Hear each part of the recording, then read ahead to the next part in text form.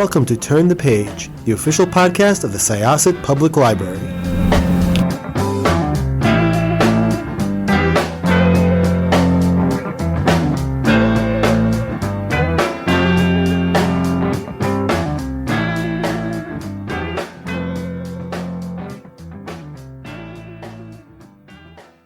Hello, everyone. Welcome back to Turn the Page.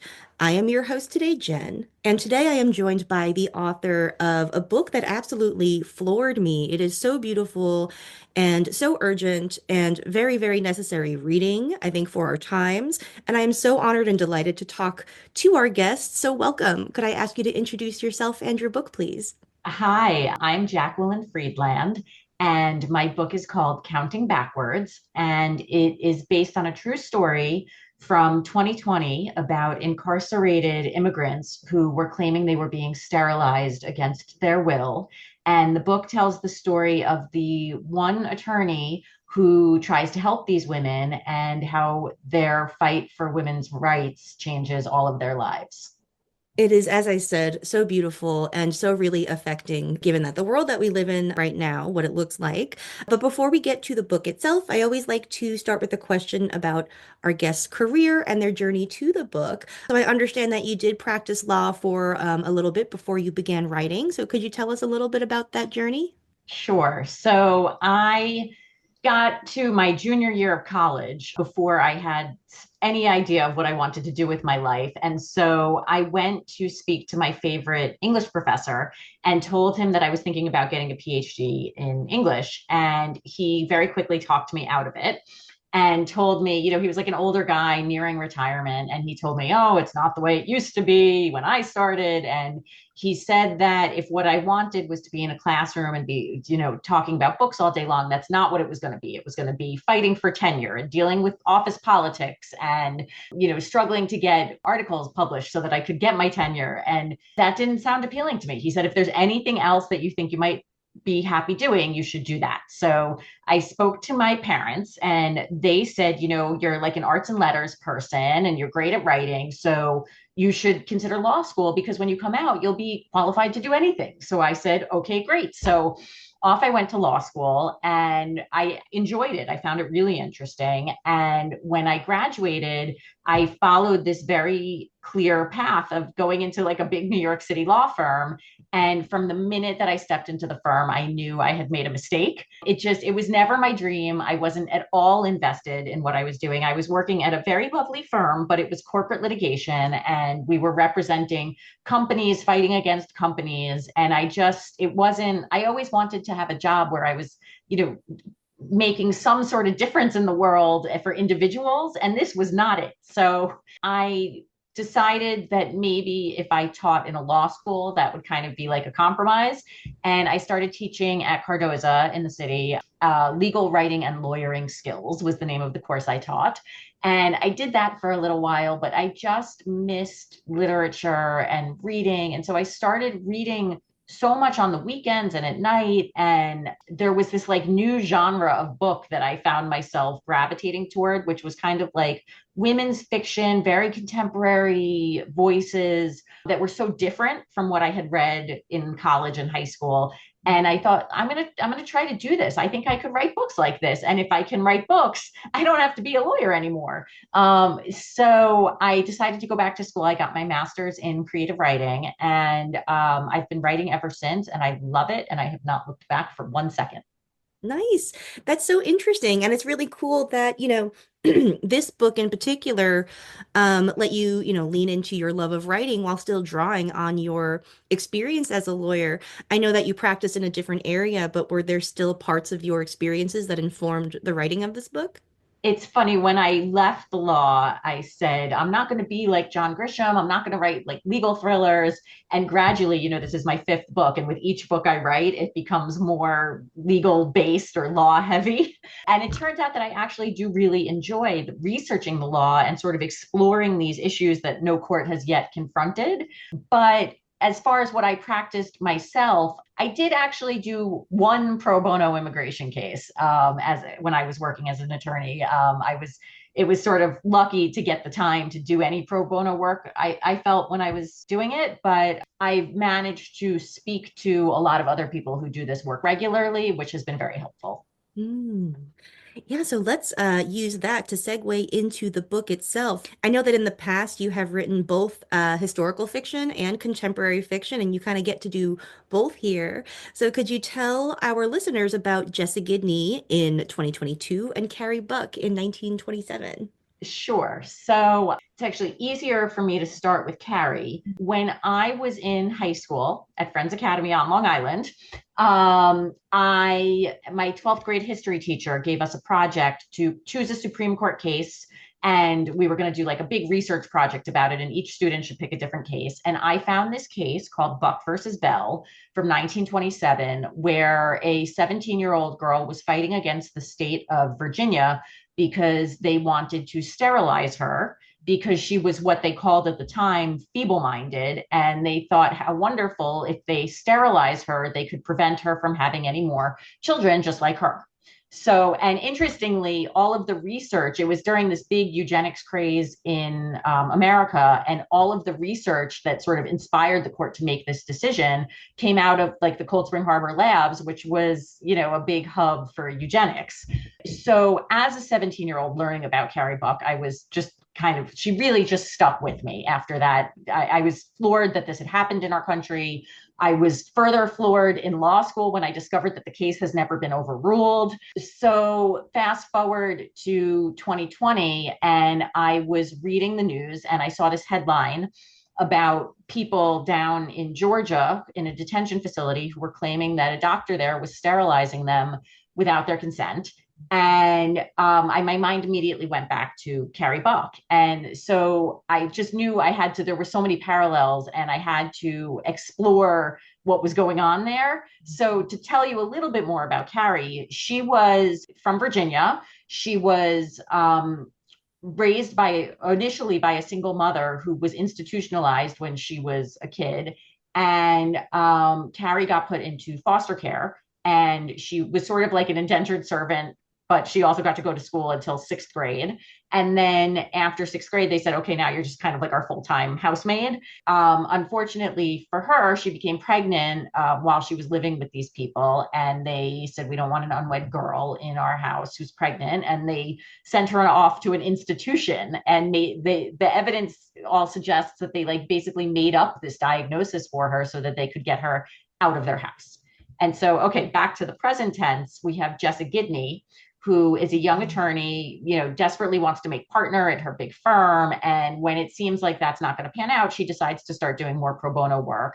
And her first case is supposed to be an open and shut immigration case. And when she goes into the detention facility, she begins to suspect that there is some sort of medical abuse happening. And it becomes this kind of Erin Brockovich style situation where she is alone in trying to protect these people.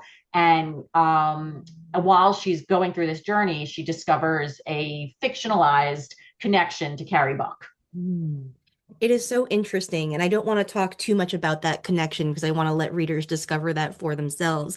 But just to, talk about Carrie Buck for a second, I had never heard of that case before I read this novel, and while I was reading about it, I was absolutely just like struck by it, because I think that especially right like in the pre-World War II era, like today as Americans, we love to think of ourselves as like being against all the things that Nazis stand for. But eugenics and the way that it like manifested in medicine was very much like a softer, quieter version of that same sort of like purity obsession.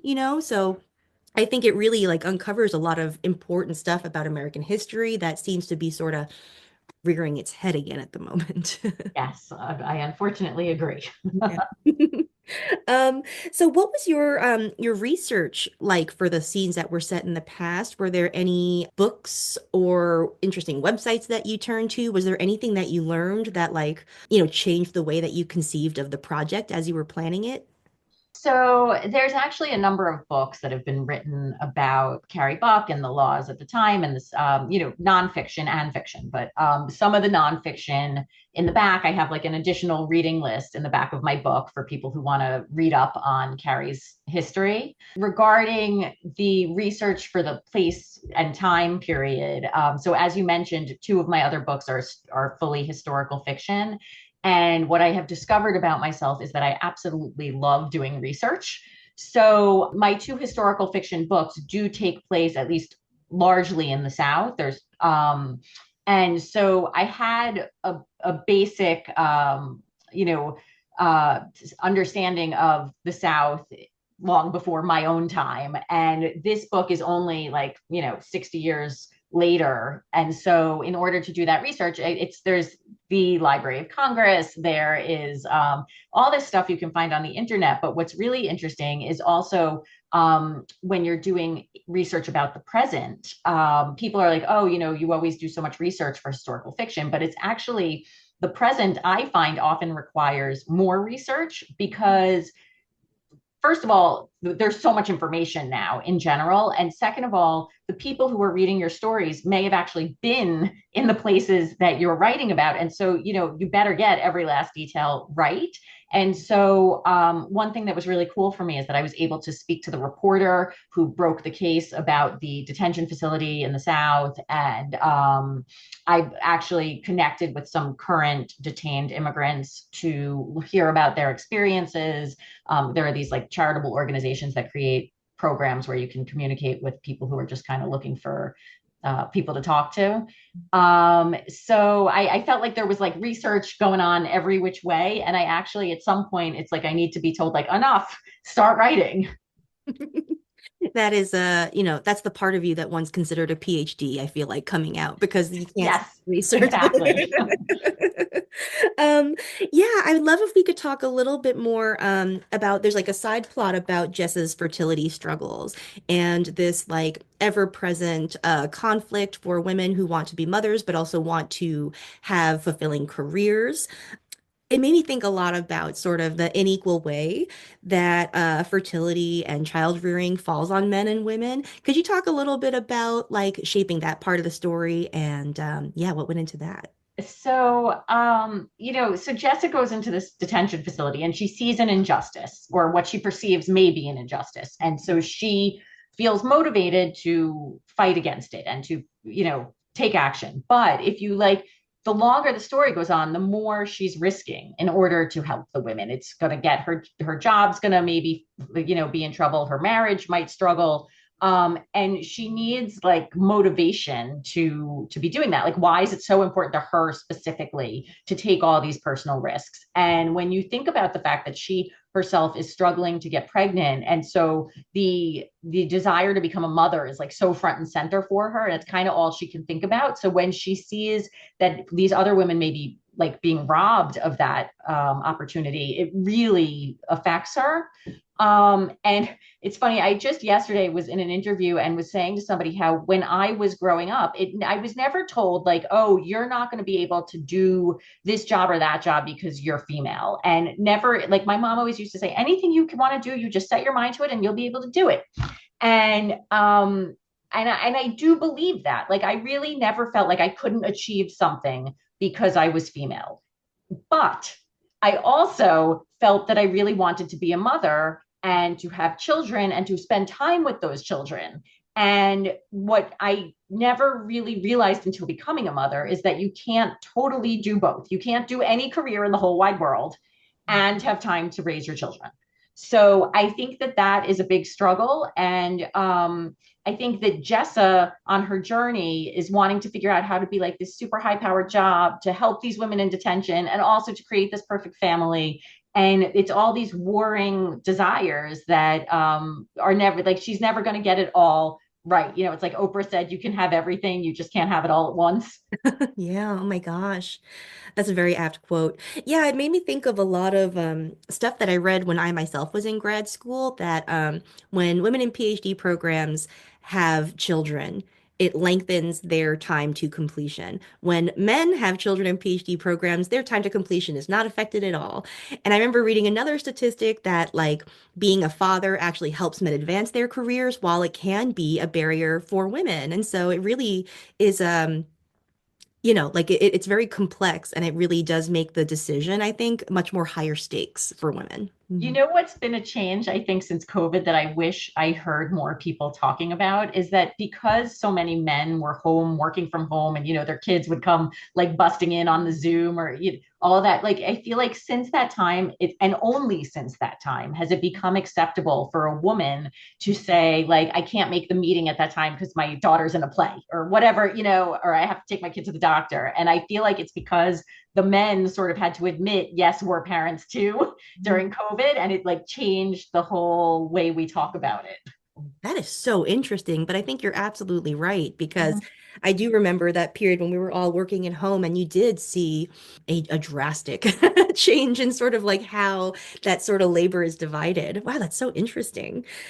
So getting back to the book, on your website, I think you had a quote that describes it as timely yet timeless. And I'm kind of wondering about like how you achieve that. Like how do you speak to the moment very urgently while also sort of giving it a universal-ish I don't know what the word I'm looking for, but you know what I'm kind of getting at? Yeah, I think so.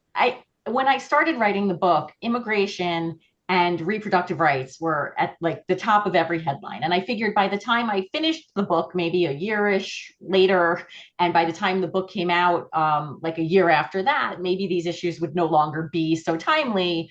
But we always do return to them. Little did I know, they're like more timely than ever, and every headline is about reproductive rights and immigration. And one thing I want to mention is that every time I say reproductive rights, I feel like people will then assume this is somehow an abortion book. And there is nothing in the book about abortion. And I think that one important point about this book is that reproductive rights apply to so much more. They apply to, good medical care, doctors who tell you what's going on with your body, and also the right to reproduce, which is something we never discuss because it seems so obvious that everyone should just have that right. But I think these are rights that if they are not protected, they can be taken. And so on that level, I think that it is timeless that like we always want to have these certain rights. And I also did speak to the timely, but I have to add that so when Roe versus Wade was overturned, the name of that case, it was the Dobbs case. And when I was doing my research on Carrie, and I was looking into the foster family that she lived with, they were called the Dobbs family. Total coincidence, like nothing to do with the Supreme Court case. And I had this like deep moment where I was trying to decide if I should change the name of the Dobbs family because it was too on the nose and like, but I decided, what, it's such a strange coincidence that I have to leave it as is. But in that way, I also feel like timely, but timeless. It's like these things keep repeating and we take two steps forward and one step back. And so we need to just keep the conversation going. Yeah, absolutely. And I think it is pretty important to widen the conversation about reproductive rights beyond the discussion of abortion, which has sort of, dominated because it sparks intense feelings in people and it gets headlines and it's like, grabs your attention that way. So yeah, I do think that is like a huge part of why it feels, yes, so urgent and contemporary, but also speaking to a conversation that's been happening over decades, if not more. Yeah, this book is so beautiful and I really enjoyed reading it. When do we get to read something new from you? Do you have anything on your horizon? I am working on my next book. My agent currently has the draft, and it's hopefully going to be coming maybe around the end of next summer. And I will say it's contemporary fiction. It's about a collegiate athlete, a young woman, and the weight of all of the obligations on her and how she sort of crumbles under that and an unlikely relationship that saves her from disaster.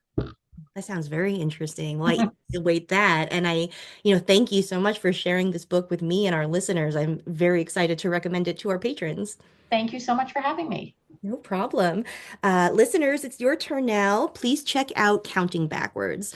It's out now. It will continue to be out when you hear this. So head to your favorite bookstore or library, wherever you like to go for those things. All right. Thank you for joining us. It is now time to close this chapter. It's time to close this chapter of Turn the Page. Join us for the next episode.